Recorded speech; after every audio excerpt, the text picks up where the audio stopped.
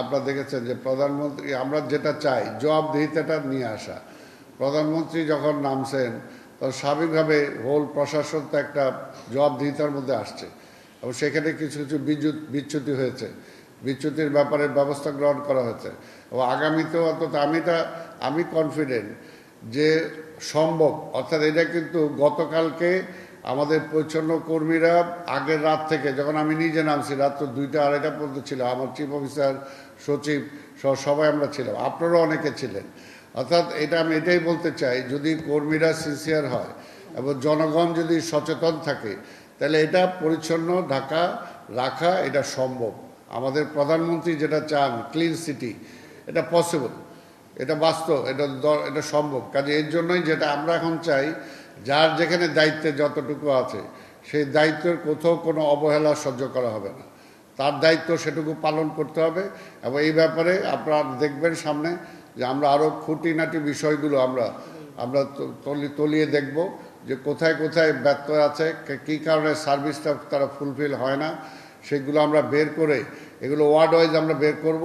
Lifebuoy কিনে call দাও toll free নম্বরে আর এক নিঃশ্বাসে গোল বলে জিতে নাও ফিফা বিশ্বকাপ 2026-এর এক্সক্লুসিভ পুরস্কার। এবং আনিকদেরকে আমরা যথেষ্ট আরও ক্ষমতা দিচ্ছি, যাতে আনিকরা, আঞ্চলিক নির্বাহী কর্মকর্তা যারা আছেন, তারা যাতে পুরোপুরি প্রতি সপ্তাহে আপডেটটা নেন এবং আপডেটের পরে যাতে সেটার ব্যবস্থা গ্রহণ করেন। তারপরে এটা তো জানেন যে স্বাভাবিকভাবে আমাদের কিছু কর্মীর সংখ্যা কিছু কম আছে, সেগুলো মাননীয় প্রধানমন্ত্রীকে বলেছি যে আমরা কর্মীর সংখ্যা যাতে বাড়াতে পারি সেটার জন্য আমরা চেষ্টা করছি।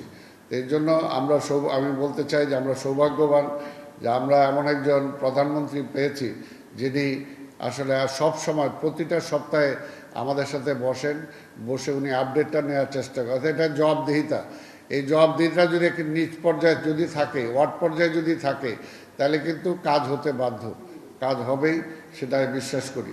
এই জন্যই ধরেন প্রধানমন্ত্রী যেহেতু বলেছে, আমরা এখন জরুরি মিটিং করেছি, জরুরি মিটিং করে টিম গঠন করে দিয়েছি এবং টিম গঠন করে দেওয়ার পর টিমগুলো কাজ করছে।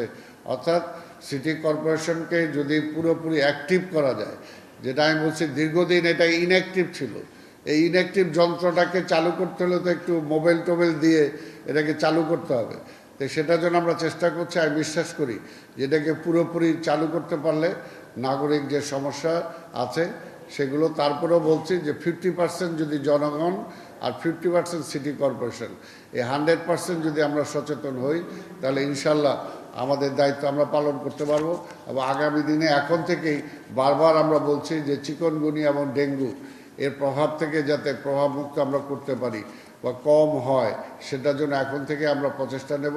18টা ওয়ার্ড আমাদের আছে, যে 18টা ওয়ার্ডে অ্যাকচুয়ালি ড্রেনেজ ব্যবস্থাটা নাই, আমাদের রাস্তার ব্যবস্থাগুলো নাই, লাইটের ব্যবস্থাটা, এটা বাস্তব অবস্থা যে 18টা ওয়ার্ড নতুন সংযুক্ত করা হয়েছে। এটার জন্য সরকারের কাছে আমরা লিখেছি বিশেষ বরাদ্দের জন্য, হইলে তাহলে এই ব্যবস্থাগুলো, এই সিস্টেমগুলো আমরা সেখানে অ্যাডপ্ট করার চেষ্টা করব এবং সেখানে পরিচ্ছন্নতা কর্মী, এটাও ঠিক যে সংখ্যায় কম, সেগুলো আমরা বাড়ানোর জন্য চেষ্টা করব। ওইখানে বেশিরভাগই দেখা যায় যে তারা ময়লা আবর্জনা আয়না ওই ড্রেনের মধ্যে ফেলে দেয় বা রাস্তার একটা পাশে ফেলে দেয় বা ওইখানে খাল আছে খালের মধ্যে ফেলে দেয়, ওইখানে ওই সিস্টেমটা এখন পর্যন্ত চালু হয় নাই।